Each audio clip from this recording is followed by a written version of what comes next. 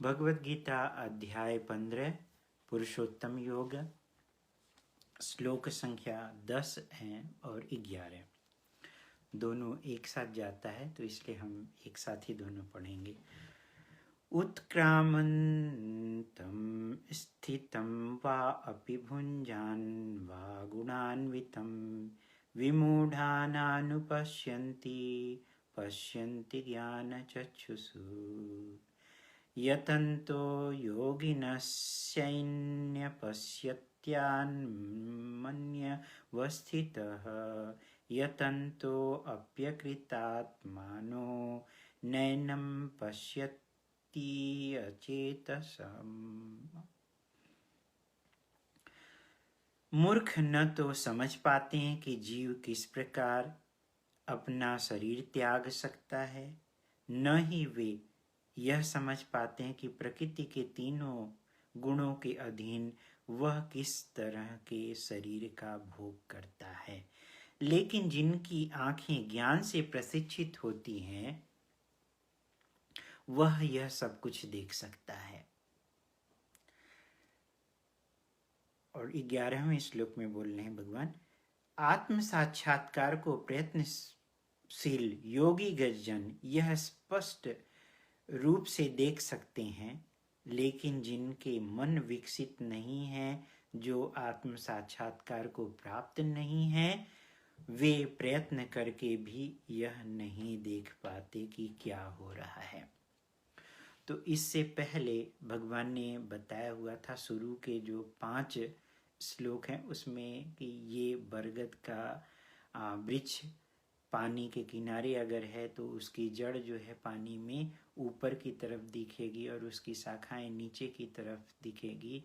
तो वैसे ही ये भौतिक जगत जो है आध्यात्मिक जगत की परछाई है। इसकी डालियां जो है अनेक ग्रह हैं और इसको समझ पाना बहुत ही कठिन है, इससे निकल पाना भी बहुत ही कठिन है। लेकिन ज्ञान के आधार लगा करके वैराग्य की कुल्हाड़ी से जो इसको काट सकता है, जिसका मन जो है द्वंद्वों से मोह रहित है, मिथ्या अहंकार से छुटकारा प्राप्त किया हुआ है, जो भगवान के भक्ति के प्रति जुड़ा हुआ है, वह ये सब कर सकता है। उसके आगे फिर वो बता रहे हैं कि जो ऐसा करता है वो कहाँ जाता है, भगवान के धाम को जाता है, जहाँ पे कि न तो सूर्य का प्रकाश है, न चंद्रमा का प्रकाश है, न तो अग्नि है। वहाँ अपने आप ही स्वतः ये सब कुछ दे दिव्यमान है। और फिर वो आगे बता रहे हैं कि लेकिन जो जीव है वो सनातन है, हमारा अंश है, लेकिन इस भौतिक जगत में आ करके वह अनेक आँख, कान, शरीर, त्वचा ये सब ले करके अनेक अनेक योनियों में घोर संघर्ष कर रहा है। और वो एक शरीर से दूसरे शरीर में जा रहा है, क्योंकि प्रकृति के संपर्क में आकर के हम अपने को आत्मा न मान करके हम अपने को शरीर मान बैठते हैं, जो कि यही सबसे बड़ा माया है। तो जो माया से रहित है वही ये समझ सकता है। तो उसके आगे फिर भगवान ये बात बता रहे हैं कि जो मूर्ख हैं वो इस बात को समझ नहीं सकते कि वो कैसे एक शरीर से दूसरे शरीर में जा रहा है या कैसे शरीर त्यागता है, और प्रकृति के तीनों गुणों के अधीन रह करके वह शरीर का भोग करता है। और लेकिन जिसकी आँखें जो है वो ज्ञान के द्वारा प्रशिक्षित हैं, वह यह सब कुछ देख सकता है, अर्थात ज्ञान के द्वारा, अर्थात भगवद गीता के द्वारा, श्रीमद् भागवतम के द्वारा हम बहुत अच्छी तरह से समझ सकते हैं कि हो क्या रहा है। तो यहाँ पे ज्ञान चक्षुषा शब्द जो है वो बहुत ही मोस्ट इम्पॉर्टेंट है, क्योंकि जो यह समझ सकता है, क्योंकि जब शरीर हम छोड़ते हैं तो उस समय जो मृत्यु के समय जैसा भाव रहता है उसी के हिसाब से हमें नया शरीर मिलता है। लेकिन जो भगवान के ऊपर ध्यान करता है वह भगवत धाम को जाता है और उसको शाश्वत शरीर प्राप्त होता है। वो फिर जन्म, मृत्यु, बुढ़ापा, बीमारी ये सबसे छुटकारा प्राप्त रहता है और सड़ने गलने वाला शरीर नहीं बल्कि शाश्वत शरीर प्राप्त करता है। तो जो ज्ञान से प्रशिक्षित है वह इस बात को समझ सकता है, लेकिन जिसकी आंखें जो है ज्ञान के द्वारा प्रशिक्षित नहीं है वो नहीं समझ सकता है। और फिर कैसे ये ज्ञान को प्राप्त किया जाए? प्रामाणिक गुरु के निर्देशन में रह करके भगवत गीता तथा अन्य ग्रंथों को हम सुनकर समझ सकते हैं। उनके निर्देशन में रह करके हम इसको समझ सकते हैं, क्योंकि वही हमको प्रशिक्षण दे सकते हैं। तो अर्थात प्रामाणिक गुरु का मतलब ये हुआ कि जो परंपरा प्राप्त गुरु हैं। परंपरा प्राप्त का मतलब ये है कि ये ज्ञान जो है भगवान से, जो 4 संप्रदाय हैं उन 4 संप्रदाय के जो मुख्य अधिष्ठाता हैं उनको उन्होंने दिया। तो हम लोग ब्रह्म संप्रदाय से बिलोंग करते हैं, तो भगवान ने ब्रह्मा जी को, ब्रह्मा जी से फिर नारद मुनि, नारद मुनि से व्यासदेव, व्यासदेव से मध्वाचार्य, मध्वाचार्य से होते हुए फिर माधवेंद्रपुरी, ईश्वरपुरी, चैतन्य महाप्रभु, षष्ठ गोस्वामी, इनके थ्रू होते हुए विश्वनाथ चक्रवर्ती ठाकुर, उनके थ्रू होते हुए भक्त विनोद ठाकुर, फिर फाइनली जो है श्रील प्रभुपाद, और श्रील प्रभुपाद के थ्रू, उनके शिष्यों के थ्रू हमें मिल रहा है। तो ये ज्ञान जो है परंपरा से मिल रहा है। प्रामाणिक गुरु के निर्देशन में हम इस तरह से प्रशिक्षण प्राप्त, क्योंकि जो ज्ञान रहता है वो एज इट इज बिना किसी मिक्सअप के मिलता है। वो एक पोस्टमैन के जैसा काम करते हैं प्रामाणिक गुरु। जो ज्ञान भगवान का दिया हुआ उसको एज इट इज बिना किसी मिक्सअप के वो हमको प्रदान करते हैं। तो जो भाग्यशाली है वही इस बात को समझ सकता है और वो इस तरह का प्रशिक्षण ले सकता है परंपरा में जा करके जो है। अन्यथा हम जो है प्रकृति के अधीन रह करके, तीनों गुणों के अधीन रह करके एक शरीर से दूसरे शरीर में हम सुख दुख भोगते रहते हैं। यहाँ पे जन्म, मृत्यु, बुढ़ापा और बीमारी तो वही है, और हम सभी खुशियां खोज रहे हैं लेकिन हमें खुशियां नहीं मिल रही। क्यों? क्योंकि हम भगवान से बहिर्मुख जीव हैं, भगवान से दूर हो चुके हुए हैं। जब हम भगवान से जुड़ेंगे तभी हमें शाश्वत खुशी मिलेगी। तो इसलिए जब हम भगवान से जुड़ने का प्रयत्न हमें करना चाहिए, और उसके लिए भगवत गीता जो है वन ऑफ द बेस्ट जो है बुक है, शास्त्र है, जिससे कि हम भगवान से कनेक्ट हो सकें। यहाँ पे भगवान ने पूरी बातें बताई, कैसे कनेक्ट होना है, किस तरह से, कहाँ जाना है, ये सब बता करके रखा हुआ है। तो जो इस शरीर में अपने इच्छा के अनुसार काम कर रहे हैं, नाना प्रकार के सुख दुख भोग रहे हैं, वो इस आध्यात्मिक ज्ञान को नहीं समझ सकते हैं। और जिन्होंने ज्ञान प्राप्त किया हुआ है वो ये इस बात को समझ सकते हैं कि हम आत्मा हैं और हम परमात्मा के अंश हैं। आत्मा का काम क्या है? परमात्मा की सेवा करना।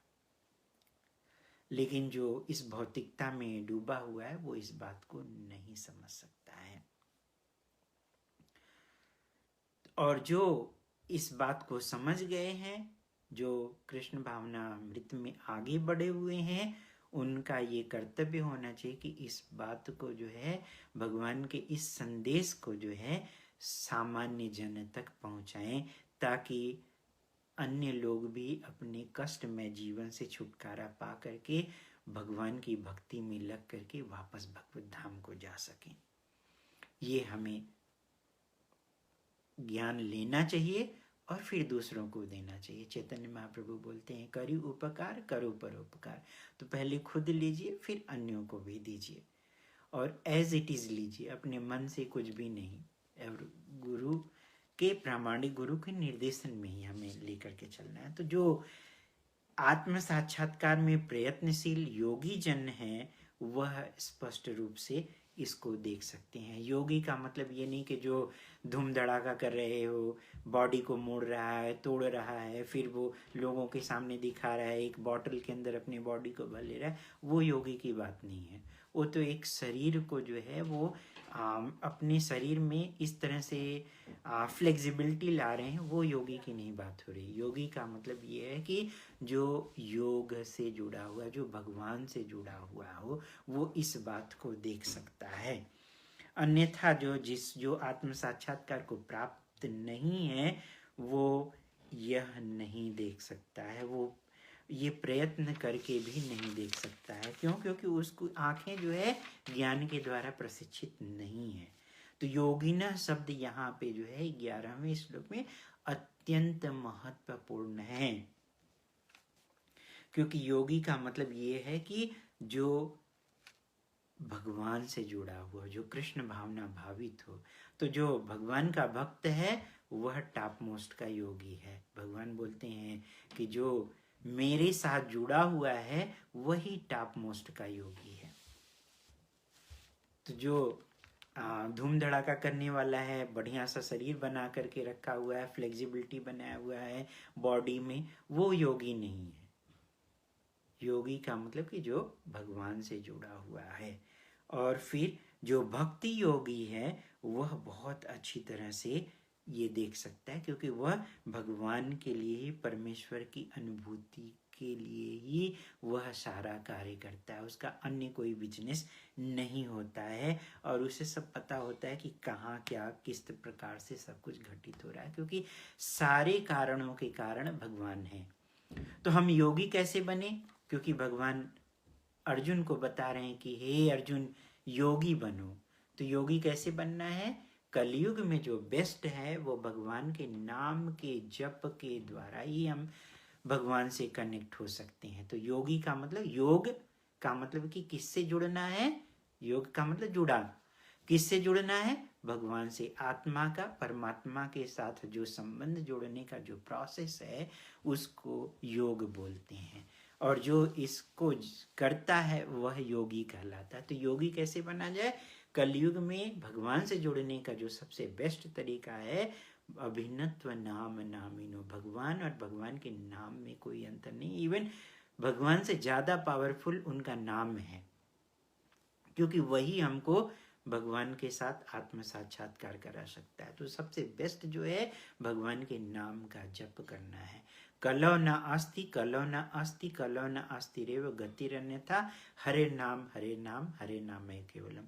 कलयुग में भगवान के नाम के जप के द्वारा ही मुक्ति मिलने वाली है, अन्य कोई रास्ता नहीं है। तो इसलिए हम सभी को भगवान की भक्ति में लगने के लिए भगवान के नाम का जप करना है। और जो सबसे बेस्ट है, महामंत्र है, जिसको कभी भी किसी भी समय किसी भी परिस्थिति में किया जा सकता है, वो है हरे कृष्ण महामंत्र। हरे कृष्ण कृष्ण कृष्ण हरे हरे, हरे राम राम राम हरे हरे। इसी मंत्र को जपिए और खुश रहिए। Chant and be happy.